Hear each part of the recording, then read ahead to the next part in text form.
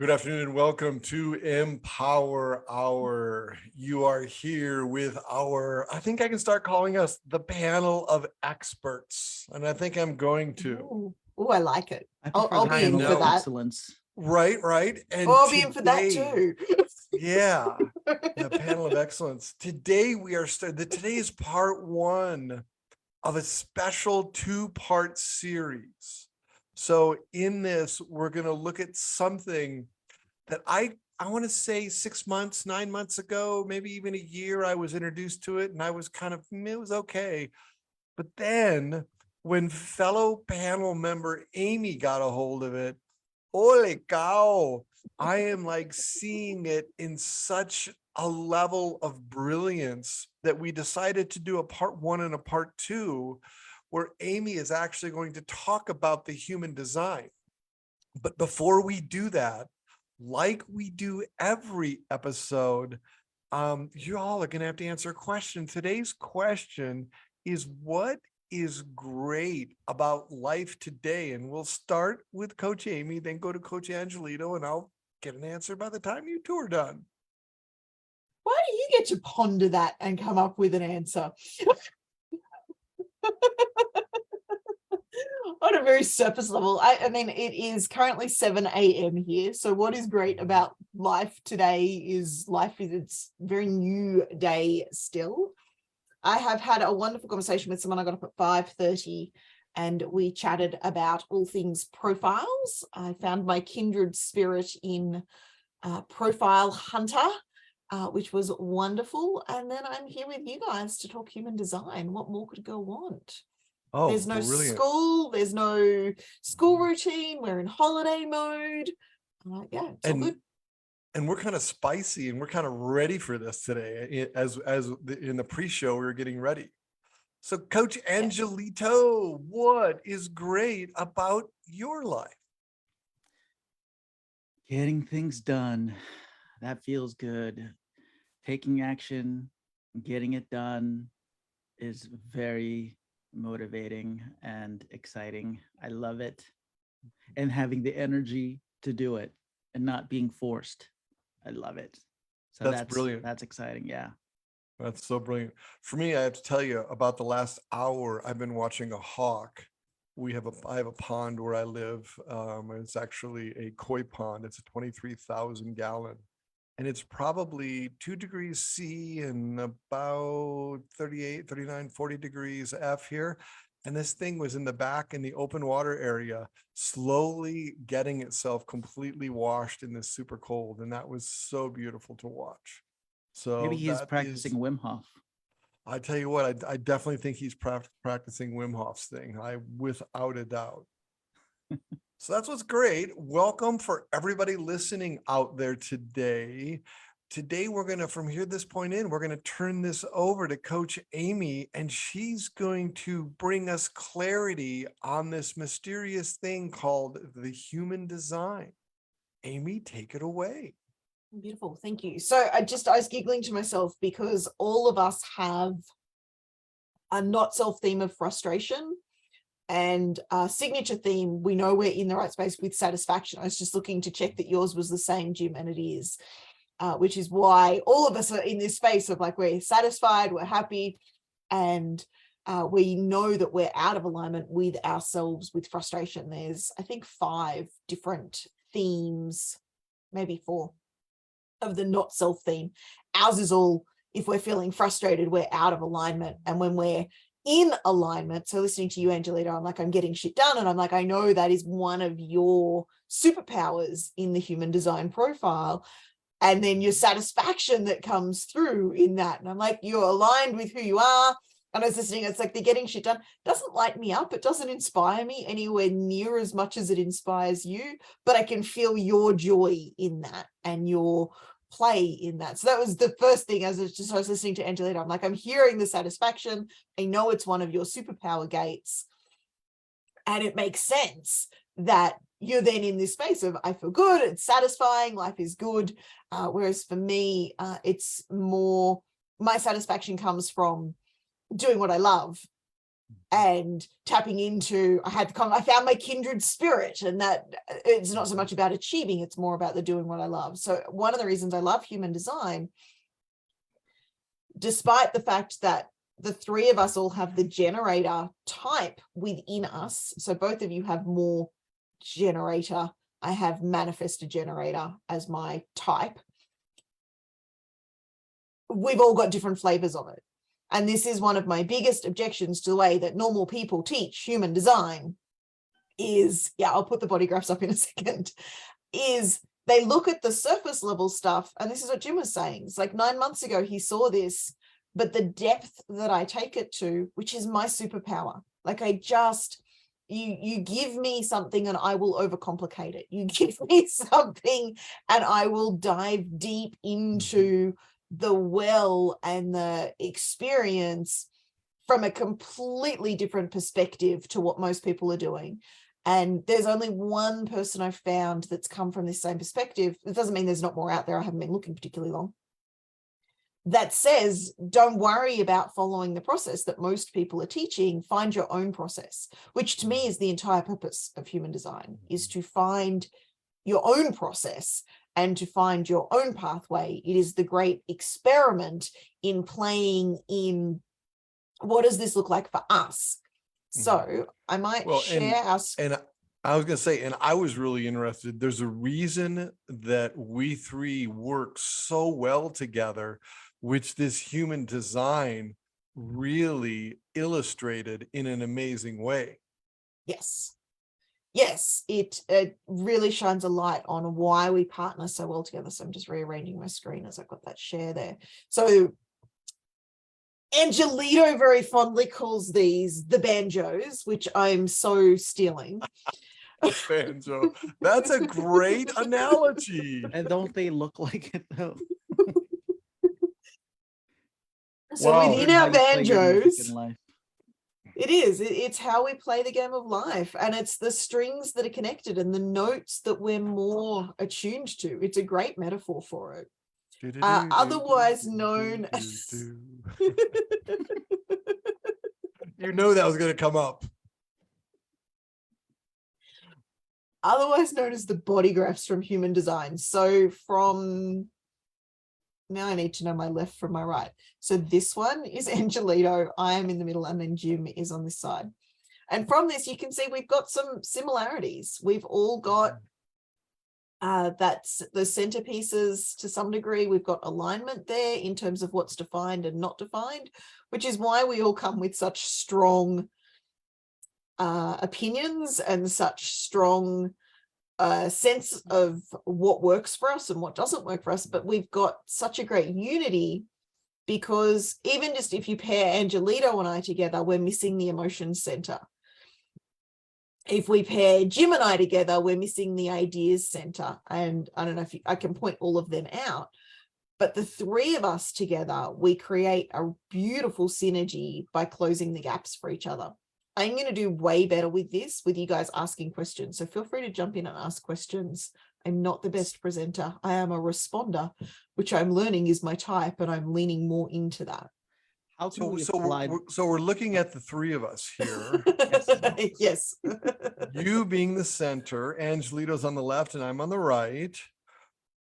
There are different colored lines. Can you explain the different colored lines? Like I assume they're the in and the out, or they're the, Can you explain those? Yeah, so the orange and black lines is what you're referring to. Yes, the orange and black lines.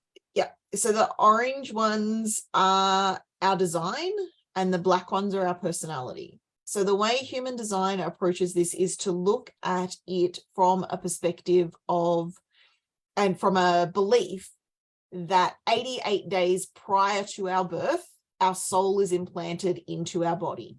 And then we have our design imprinted at that time. I don't know why it's 88 days. It's just, that's the philosophy that they come from. It's plausible. I'm not going to argue with it, which is unusual for me. Just on a side note. Yeah, you kind of blew me away with that 88 days thing. Yeah. And Angelito, do you have a question? Oh wait, 80. Yeah. I So know. yeah, so Wait a the second. orange lines are our design, and then the black lines are our personality. So to say that another way, the orange lines are generally found in our unconscious. They operate and they play out irrespective of what's going on around us. The black lines open us up to more conditioning, and then the white lines are fully open to conditioning. So the black lines are somewhat susceptible to conditioning. The orange lines are, it would take a lot of conditioning to overwrite our orange lines. They're hard So coded. yeah, so these are our strengths, and where we've got them joining together, they are our superpowers, because they are happening. Often they're things that people will notice in us that we may not have noticed in ourselves. Now, I think for anyone that's been on the personal development journey, that sentence becomes slightly less rigid, because most of us have looked in the mirror. Most of us have done some level of self-awareness training, taking profiles, having coaching sessions. All of these are opening our eyes to what's going on in our unconscious. So anyone that's been on a personal development journey, those orange lines may be in their awareness now, but they generally need someone to reflect them back to us. They generally need someone to point them out to us. Whereas the black lines, we're far more aware, and they are the ones that are imprinted the day, time, in that moment of birth, which is why this is decoded from the date and time and location of birth. Question. Mm. So for someone just tuning in and they're looking at 3 banjos side by side and hearing us talk, and they see the title Human Design Part 1, how can you explain what human design is overall and how it applies to our lives, how we can use it in our lives, and how we can apply it to, of course, coaching, and all the other applications that we can use this for? In 45 minutes. And 3 minutes and go. Yeah. So overarchingly, human design is a tool that gives us insight into ourselves. It helps us identify our superpowers. It helps us identify what we are more defined in and what we are more open to. So the centers that are defined, we have an inner, this is right, this is wrong guidance system. For the undefined spaces, we're more open to ideas. So for example, I have a defined identity center with quite a number of gates coming off it. It is very hard to convince me, once I have taken on an identity, that I am not that identity, as you both well know. Oh, do we even, Angelito, do we even say the word here? We'll let her say it. Okay. I was just going to skim past it. If you want it said, Well, one of you's going to have so- to say it. So here's the thing, like the center section that you just pointed out, both of Yeah. yours are orange Yes. and mine is clear, is white. Yes. What does what is the differentiation there, especially if someone were just looking at this? Yeah, so if we just tune into that center, which is called the G center, it relates to our identity, our direction, and how we love in the world. Don't do it, Angelito. Don't do it. I'm I saw not the look. a fan of the name of that. So that's the G center. The G So I center. have no G center. So it's It is not a that center. it's not that you don't have it. It is that yours is less defined. So I Okay. have. So because mine's more fluid. Yours is more fluid. Yours is more flexible. Yours is more adaptable. I'm more open-minded, come to say. Yes. So in that area. In that Because area. you do have 4 defined centers. Yes, I do. Matter of fact, you have 5. 1, 2, 3, 4. Oh, Angelito has 6. Well, I have 4. Wow. There was a chart I was looking at yesterday in one of the groups. I know where my G center is. Do you? And it had all 9 were defined. Oh, really? Where you're juicy. Wow. And the other I thing- find that amazing. So in terms of the number of defined centers, it operates on a bell curve. So the majority of people are going to be like us, 4, 5, or 6. That's fairly Okay. common. There is 1% of the population at the extreme of having no centers defined, and they are called reflectors, and they purely come into the world to reflect back. So they are an open book, and they are there to reflect back to others what's in them. So the centers that are open, we tend to be reflectors. And can We you reflect point back to with the others. arrow which one that is, in case people are wondering? That's all of them. So when all So- of them are blank, that is a reflector. Wow. And Then what at about the- when all of them have colors? They don't have a name for that, which drives me insane. At some point, I may name it. So But you are going a- to create that before this is all said and done. At that extreme, again, you're looking at about 1%. Okay. So, which is why I'm saying it's a bell curve. So at one end, you've got nothing defined, and at the other end, you've got everything defined. But the majority of us are going to have 4, 5, or 6. Okay. And it sits And in then- that space. So we are a good representation of the average population. There will be some that have 7 and 8, and there will be some that have, so you can't have only one. So you have none, and then 2 is the next one, because the way they get defined is that there's a connection between the 2 centers. So if there's no connections, there's no defined centers. But the moment you have one connection, you get 2 centers. So there can't be anybody with only one. Is that making sense? I know I geeked out a little bit. Feel free to ungeek me.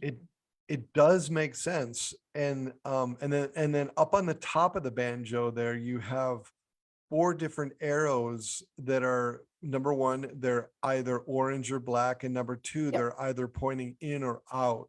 What do those signify? So the arrows relate to various motivations. They're called the variances. They're connected to the position of the nodes, which is a little bit beyond where I've played yet. This is new for me. Whether they're facing left or right is very much the yin yang. So it's similar to masculine, feminine energy, but it's a little bit broader and a little bit bigger than that. And so the ones facing, and I always get the yin yang backwards, the ones to the left are more masculine, which I believe is yang, but I'm open to correction on that. I would bet the ones that are going to the left are more feminine, and the ones that are going to the right. To the left is more masculine. No, left is more masculine. Oh, it is. I'm certain in the masculine, feminine. I just can't remember whether it's yin or yang that associates to the Oh, masculine got it. Okay. and the feminine. Okay. So yeah, So so that's- the 3 to the left that I have are masculine energy, and the 1 to the right is feminine. Okay. And then I think we all have 3 and 1. So they're We in all different do have 3 and positions, 1, and we yeah. do all have a 3-1 ratio, which is not necessarily significant in terms of the 3 to 1. So you have 3 to 1 or 1 to 3, which in essence is the same thing. And then you could have 2 of each, or you could have all 4 facing the same direction. So for someone who doesn't understand what we're talking about, let's say you were to analyze mine, and maybe you can share a little bit about who I am by reading the one on the left, and then how it fits into yours, like in Jim's, right? Yeah, I was and gonna how say, it relates to. maybe as a reader, do that with the one on the left and the one on the right, so you can kind of differentiate so that people can begin to understand the difference, and then do yours last. Tell me about myself. Yeah, so we're not the best representation of the entire population. We do have, so both you and Angelito, so the left and the right, are both manifesting profiles. Not manifesting, generator Generators. profiles. My apologies. Mine is a manifestor generator. Now the reason, so the throat chakra plays into the manifestor. The reason Angelito is not a manifesting generator is because there's not a free flowing connection between the top and the bottom in his chart. These this throat chakra doesn't connect to anything in the bottom, which means that he is a pure generator, though you will have manifesting tendencies. And what is a generator and manifester? Yeah, so the way that they talk about this is the generator is here to do stuff, the manifestor is here to initiate, and then the projectors are here to support, and the reflectors are here to reflect. The manifesting generator kind of lands in the middle somewhere. That is not where I'm fascinated in playing. And anyone wanting to go to that, just Google. You will find a million different videos on manifesting generators, those kinds of things, which is where most readers go. What I am far more fascinated in is the channels and the active centers, but particularly the channels. Even the centers aren't captivating my interest yet, and I will dive into that. So the channels, and the reason this is what I'm most interested in is because this is where we find our superpowers. It's where we find our strengths. It's also where we find our companion charts. So it's what makes us so great together, is that we complete the channels. So for example, if we look at Angelito and I, and it's the same for Jim and I, those numbers are very, very small. So it's 6 and I believe 39, because I can't read it, and I'll have to look it up on the chart to work out what the numbers are. Right here in this little channel here between this triangle and the square.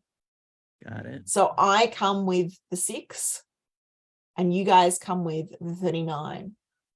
Oh, together, you're right. they combine and we get, if I just move you guys up a little bit, I can look at what that is. It's called facilitating closeness. I just want to make sure I've got the right numbers. So it is 6 and 59.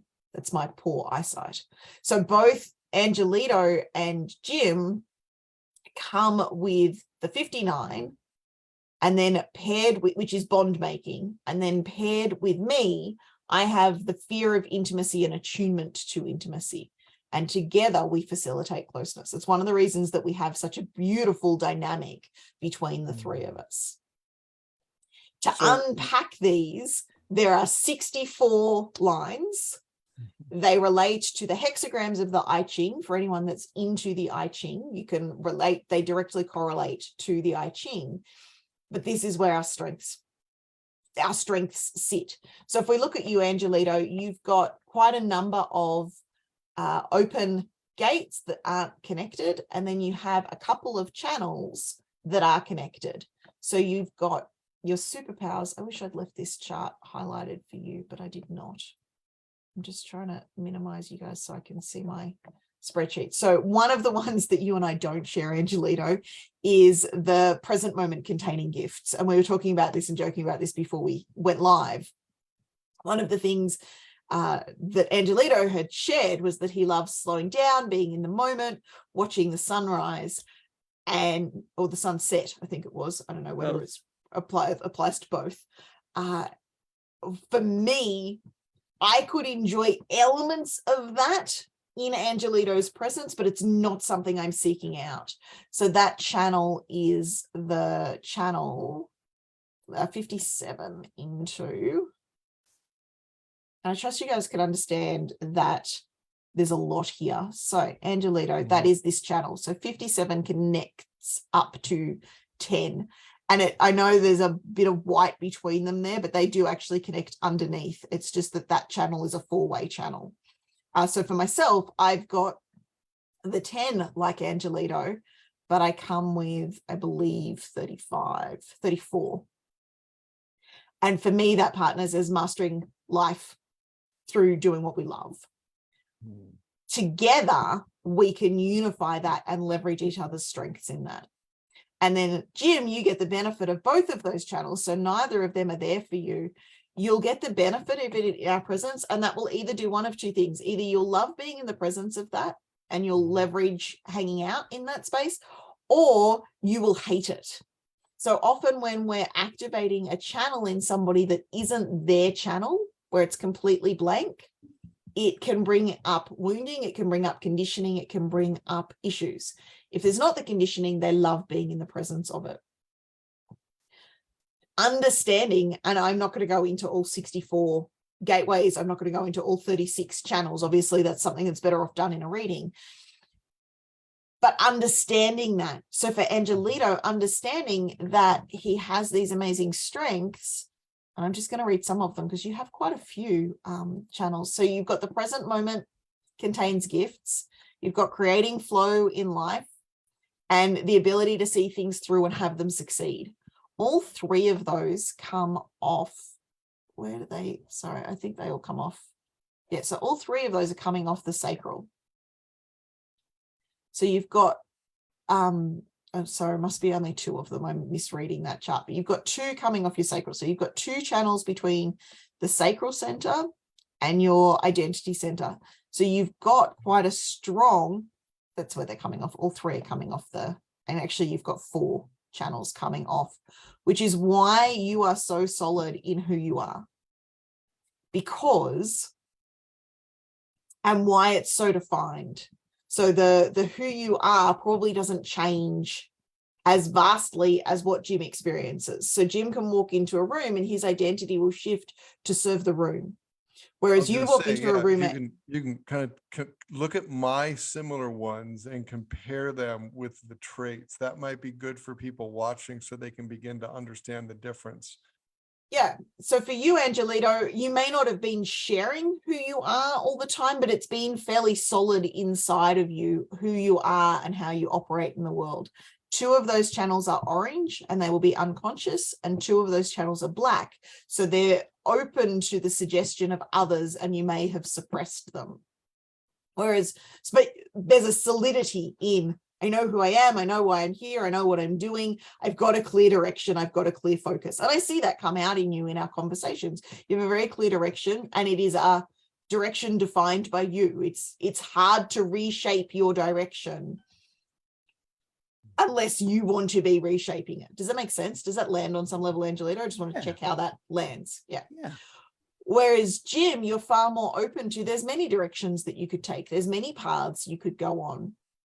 There's many versions of you that you can bring to life, and it's far more open and fluid. I also have a defined direction center. I only have the one, actually I have 2 channels coming out of that. So one connecting back to the sacral and one connecting up to the throat. I too am quite defined in, this is what I'm doing, this is how I'm doing it. Because you've got the connections to the 3 centers, those 3 centers will influence your direction. Mine is influenced by the sacral and influenced by the throat. So how that definition plays out will vary from person to person and the different channels that are coming to life. So for me, I know that my identity and my direction are really clear when I am mastering life by doing what I love. That's my channel that's open there.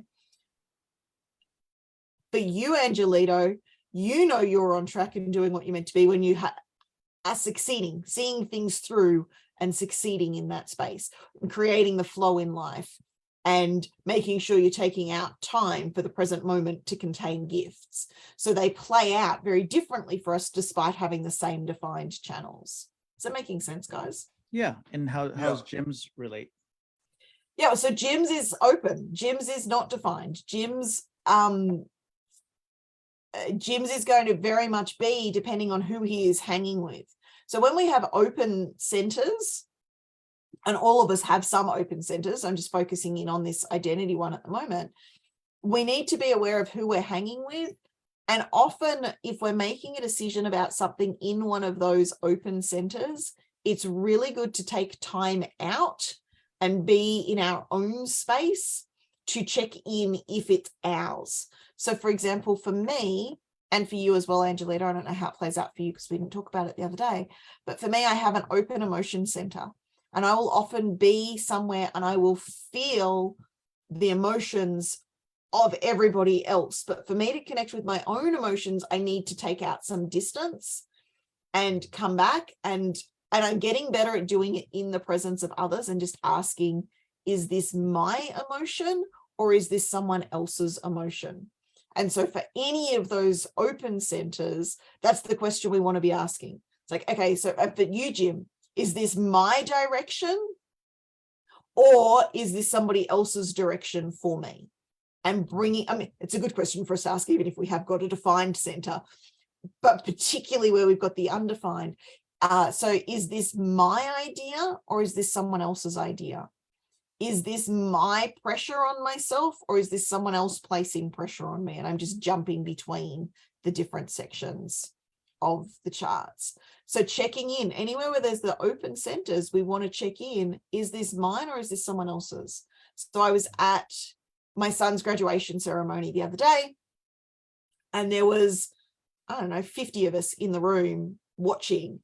And there was a moment where I was hit by this massive wave of grief, like despair level grief.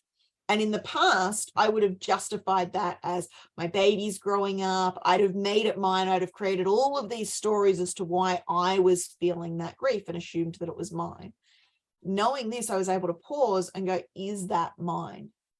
And it wasn't mine. What had happened was the girl behind me was about to get up on stage and present an award that was donated by her grandmother who had passed away a couple of years ago. So they created a tribute memorial, and that wave of grief was hers. And so in that moment, and normally I create all these amazing stories. I'm like, I'm feeling this because, and we're all meaning making machines. We can all create amazing stories. But it wasn't my grief. And in that moment when I'm like, okay, I know I have an open emotion center. I'm in a room of 50 people. There are all of these emotions as kids are graduating, as we're presenting awards from people that have, there was several awards from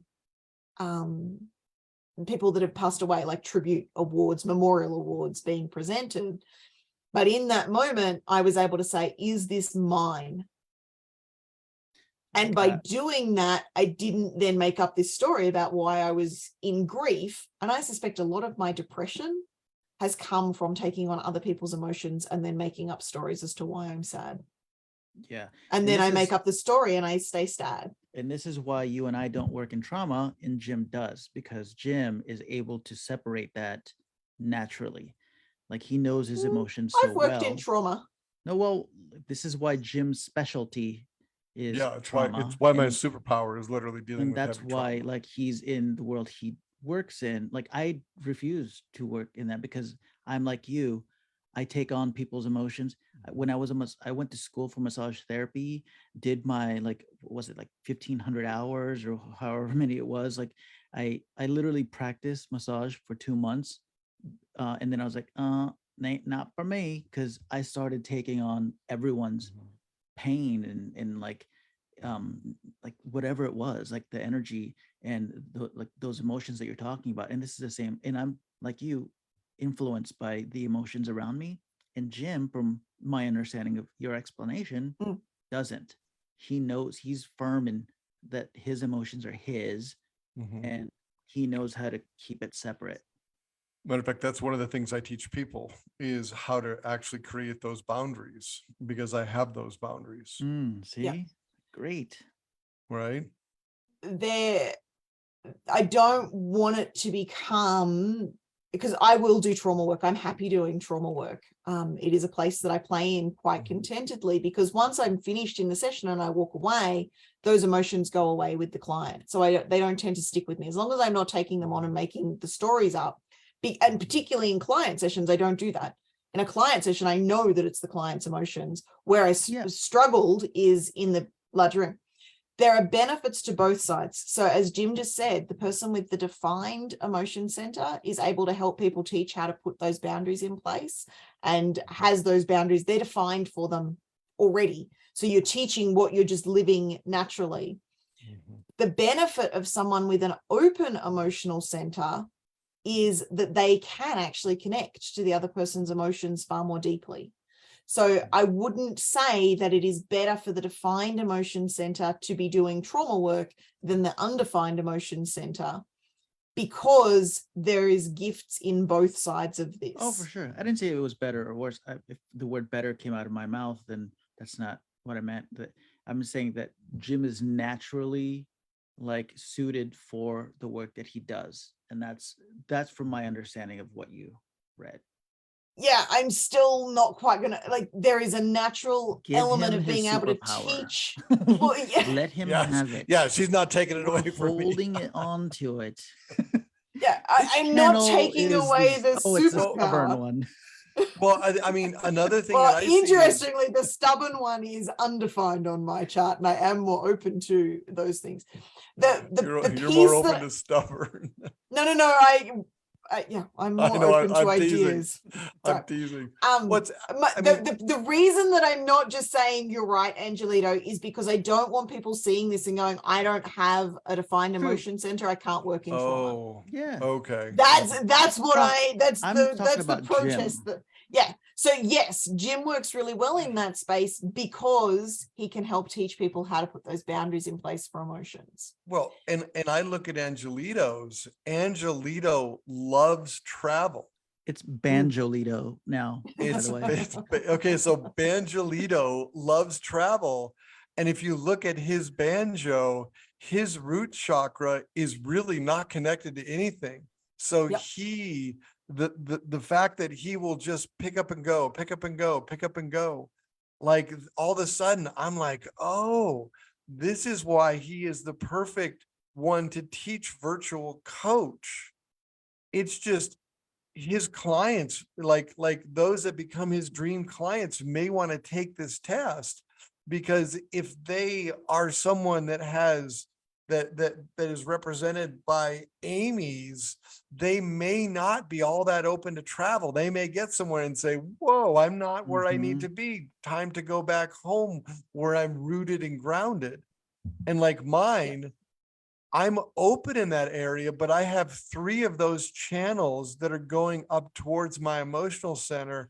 What does that One of mean? which, well, if you look at the right one, so the Yeah. other thing maybe you should explain is the correlation to the chakras, because in the lower, so the lowest most rectangle there, the lowest most square there, do you see where yours is basically just sitting there and it's free and open? There is nothing really connecting it.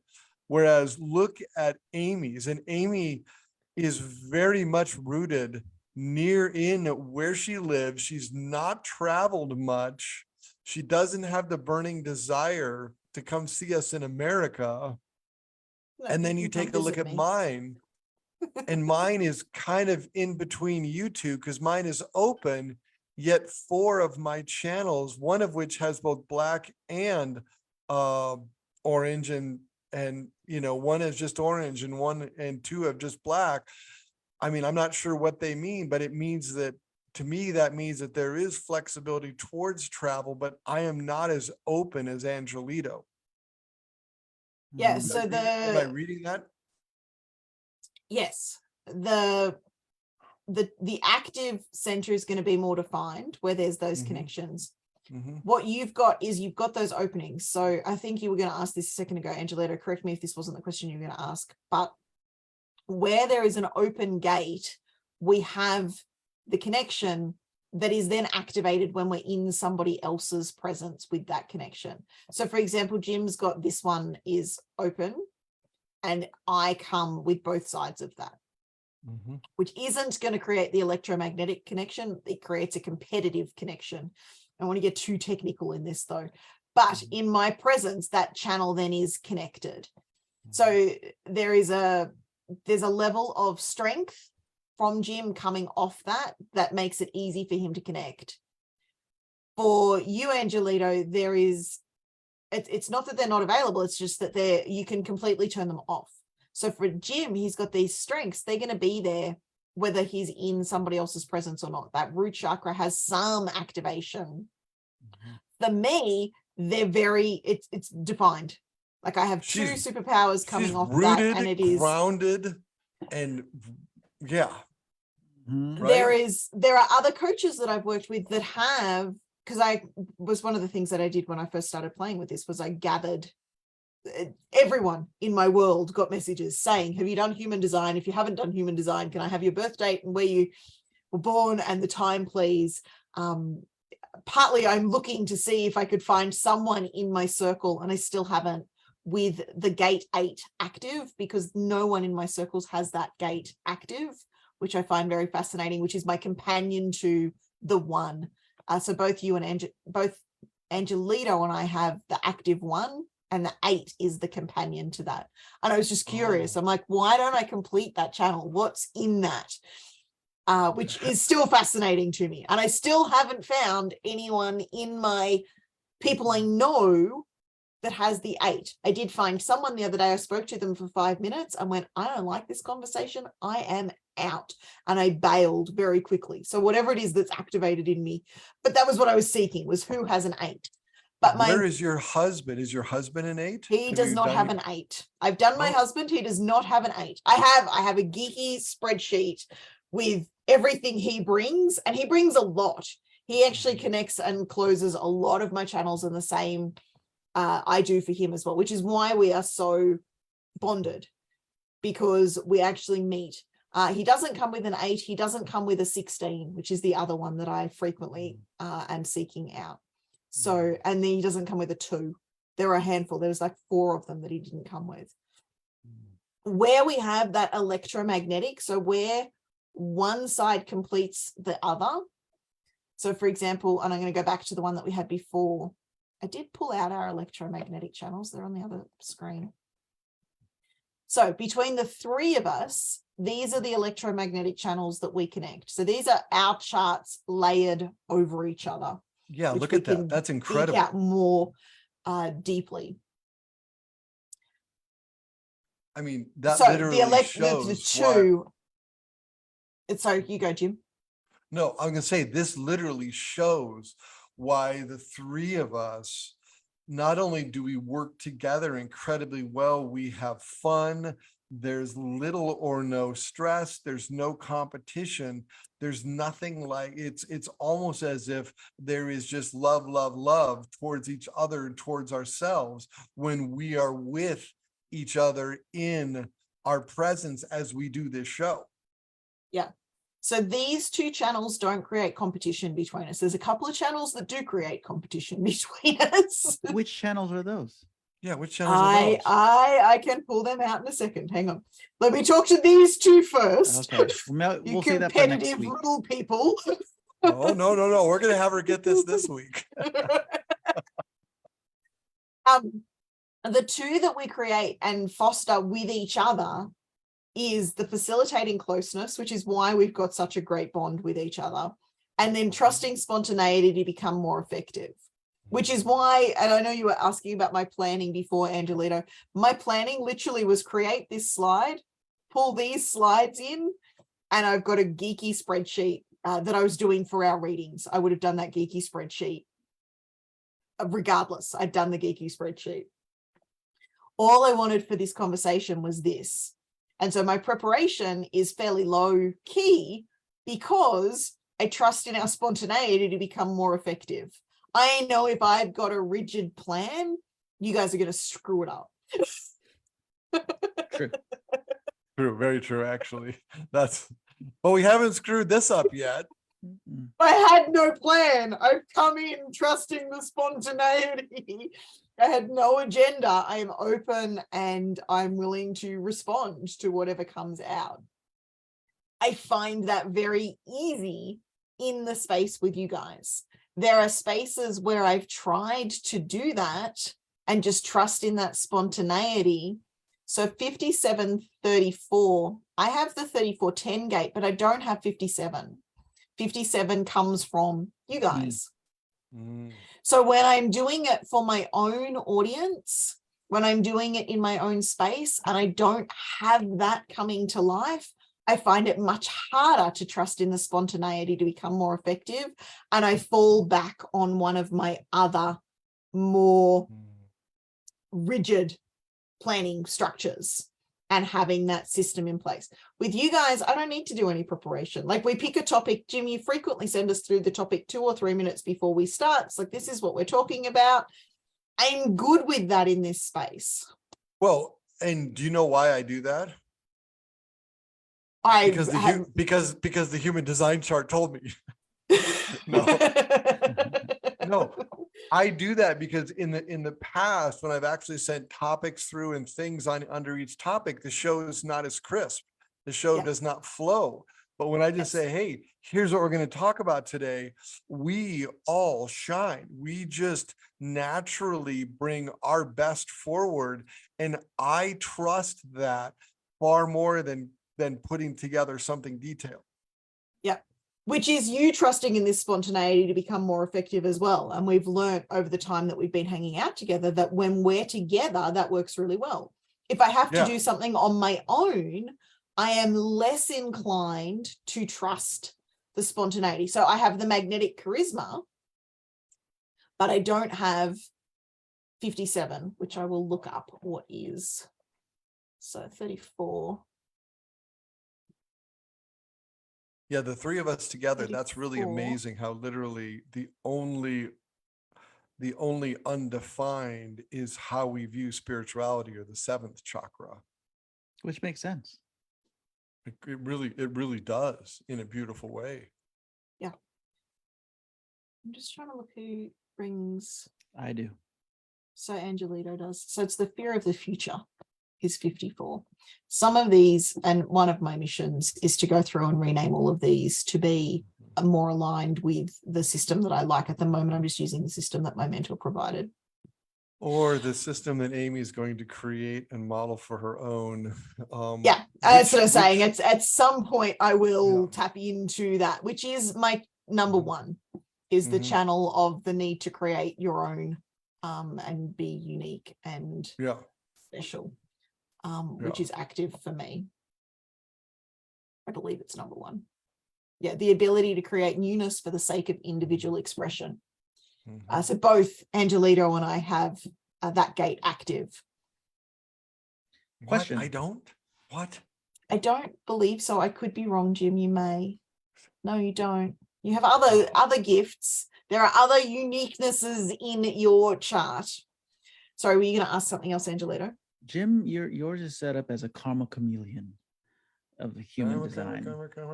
Yes, you're the karma chameleon.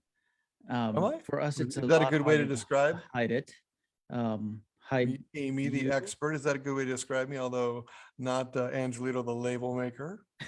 There is an element of that. I believe I that should rename. you're. I should help you rename these. The Karma Chameleon channel, Oh boy. the Tree Trunk channel. That's what Amy has. None of a. No, the anvil. The anvil. I'm the crossway channel, because I got the 4 across, like I'm the.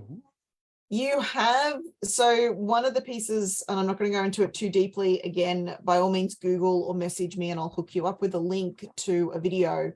There are 3 main circuitries that play out. There is the individual circuitry, the collective circuitry, and then the tribal circuitry. And ideally, I'd have pictures of them to show you. But for you, Jim, the tribal circuitry is these lines just here, and then they connect up to the throat chakra. So you have 2, 3, See, you have all but 3 of the tribal circuitry active. I don't consider myself tribal. I consider that mean? myself someone who doesn't fit in this world. So I'm not, what does that mean to be tribal before I throw my judgmental thought on that? So it's the having the security and the stability and formulating communities. So for you, Jim, your profile very much reads that you are meant to have a community that you are a leader of. You are here to serve humanity. That's true. How do you like that now, huh? Yeah, You might want to reconsider. One of the other pieces that's not displayed in the body graphs and comes from beyond that, you will get it in the basic reports though, is the profile. So there's a whole bunch of pieces. What we're looking at are the gates and the channels, which are linked to our strengths and our superpowers. That's where we're predominantly looking right now, because that's where I like playing. But there is also the type. So Jim and Angelito, you're both generators. I am a manifestor generator, which is the multi-passionista profile, just as a I'm surprised you're not all of the And then, the names. But my profile that's all you can be. That's the only one that they combine, is the manifestor generator. My profile is the regal authority figure. Yeah, so the regal authority figure, and your numbers are 4, 6. 4, 6. I'm a 4, 6 regal authority figure. So 1, 2, and 3, lines 1, 2, and 3 in our profiles relate to our own personal journey. Angelito, I can they're not on the chart. This is separate. So I'll look up what yours is in a second. So Jim, you don't have 1, 2, or 3. You don't have a personal karma in this life. You only have collective karma. So you've got 4, 6, which is creating that change in humanity. Wow. I mean, And this is why, Angelito, this Wait, is wait, why wait. trauma work is so important, because that's the only way to heal is through healing the traumas in society. So like all of a Wow. sudden this makes sense. I mean, I've been Yeah. since 2008. My selected demographic was addiction recovery. You know, it's going to slightly shift, but I'm keeping trauma in there. Now that kind of makes sense. yeah, because so you came into the world, you had your life experiences, which are then to help you help humanity. That is what your profile suggests. Remind me, Angelito, which time did we go for with you? 11. 11. Now, so your profile on that 11 a.m. is the 3, 5. So you have your personal karma is experimentation. So line 1 is I've got stuff to learn. Line 2 is I'm pretty fucking awesome and I know my stuff and people just need to get on board with it. And line 3 is I'm going to learn through experimentation. So line 1 is I'm going to study from mentors and I'm going to take courses and I'm going to play in that space and learn in traditional learning. Line 2 is I've got everything I need. I just need to trust that I've got everything that I need. And line 3 is I'm going to learn through experimentation. I'm going to learn through life is my teacher. I don't need to take the courses, and you may take some courses, but predominantly you learn through experience rather than reading books or taking courses and studying. 5 is the mentor. So what is mine then? How do we differentiate between Angelito and myself? And then I also want you to say what yours is. Yeah. So you've got 4, there's no personal karma in that at all. It's just, so that 6 plays out as a 3 for the first third of your life. So you would have had the life experience that then translates into the next level up. The 6, I must admit, I'm not entirely clear on. The 4, 5, 6, I haven't done as much study into. The 5 I have, because the 5 is mine. So I am a 5 2. So my karma. Are you a 3, 5 or you a? What? No, I am a 5 2. So Angelito is a 3, 5. 5. So Angelito, you came into and you're doing it in order. You had your life experience of the 3, and then you turn that into, life experience of the 3, and then you become the mentor. Mine is backwards and ass up, because I've got 5 first, which is the make the difference to the world around you, and then I've got my 2, which is my personal karma. So for you, Angelito, your first section of life, you would have gone out, you would have been the great experimenter, you would have played, you would have learned a whole bunch of stuff, and now you're turning that into something that you mentor others in, which is how it's playing out for you. Yeah. Mine, I came in as the mentor, and even as a tiny child, the mantra was Amy will fix it, Amy will handle it. My little sister looked up to me instantly. I walk into a room and people instantly see me as a leader. In kindergarten, and I see this more in my son than in me, but it played out the same. But I remember watching him do it. I don't remember me in kindergarten, but we went to school on his first day of like preparing to go to school the next year. And the teacher at the front is trying to organize a bunch of like 4-year-olds and a group of year 6 kids, and she's trying to partner them up. And she was struggling a little bit. And William at 4 went, I'm bored with this. And she's like, each of you will get a ball and each of you will get a big kid. And William, he sat there for about 30 seconds and she's continuing talking through, but he'd heard all he needed. And he went, all right, you said I get a ball and a big kid. So he stood up, he helped himself to a ball. He looked down the line of year 6 kids and he helped himself to a big kid and off he went. I'm not going to sit here and wait for your leadership. I'm just going to take charge. I'm going to be the mentor. I'm going to be the leader. And then, of course, all of the other kindy kids followed his lead. That's Wow. my... Yeah. So Okay. here's what I got out of this, and I apologize if I have to leave in 4 minutes, but Okay. this is No. what I got out of this, and correct me if I'm wrong, and I'm not wrong. Happily. So I like the end. I'm not wrong. if there was a coach watching this, a coach Mm. who is currently questioning whether or not they're in the right niche, and if they're going in the right direction, it would benefit them to connect with you, Amy, to check out what their banjo looks like, or life form, whatever. I like banjo better. Banjo looks like, and and you could help them find their direction in a niche that would work for them based on their reading, their Yes. banjo. Yes. And for Jim, And a business model for them as well, Angelito. So it'll help Okay. connect with niche. It'll also help connect with what's the right business model. Should you be a coach, a mentor, a trainer, a course creator? cool. Should you just be an inspirer, speaking at the top? All Yeah. of that kind of stuff shows up as well. Yeah. So this would help like really get clarity on the direction and a pathway based on your superpowers. So amazing. See, told you I wasn't wrong. And for Jim, if they're looking for a deep transformation, and again, we're all capable of this on a level, but for Jim, I feel like his major superpower is helping people create that deep transformation, levels to which or maybe even Amy, I don't know, but levels to which we both haven't, that we can't even imagine, right? Like Jim's transformation that he helps create based on what his reading is, and what, from my understanding, is like some super deep rewriting karma transformation, rewriting So old. Yeah. And one of Jim's superpowers that speaks to what you're speaking of is that he is the light bearer for people's best interests. See?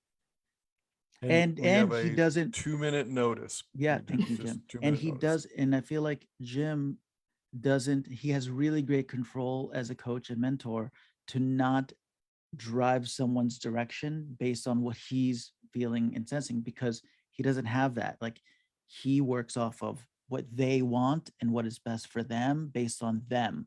Yep. So that is the huge superpower for anyone who is looking to really get true meaning, true understanding, and on a deep level, and have that transformation.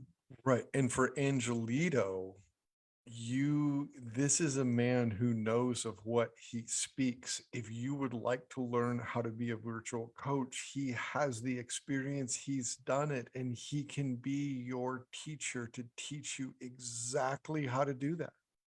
And I'd like to add, to read myself based on this, is that if someone has a deep desire, who naturally does not feel rooted, who naturally can be comfortable where they are, and of course, there's always grass that's greener somewhere else, and would love adventure, and would love to find a way to make that happen, so that you're always going after what you want to experience in life. As I always say, like, I go with the saying that, I'm not a collector of things, I'm a collector of experiences. And if there are other people who feel the same way and want to know how to make that happen, that is my superpower. Boom. See, this is very useful. And this It is part is. 1. And this is part 1. And thank you, Amy. Now, next week, we're actually going to do the chakras. We're going to have a session about the chakras, and we may wrap this into this at the end of it, Amy. But then the week after that will be part 2 for this. So everybody, my name is Jim Pekonen. I would like to thank you for attending this Empower Hour, and look forward to seeing you in the next 2 weeks. So thanks, Got it. everybody. Just to add to that, Jim, Oh, yeah. I don't normally add in, if you're wanting to do your chart, you can Google and you'll find a bunch of free charts out there. I will pop the link. My site is now doing charts. I have incorporated the body graph into my website, and Cool. you can go there, do it for What is free. the website? But here's the thing, and with 25 seconds to go, here's the thing about that though. You can go out and do your charts, but you damn well better have somebody who knows what the hell they're doing read it. Just go And to that Amy. is where Coach Amy comes into play, because Coach Yeah. Amy is the absolute best. So we are going to Yeah. wrap this up at 1 hour. Thank you, everybody. You all create a great day, and we will see you next week. Beautiful. Thanks, Jim.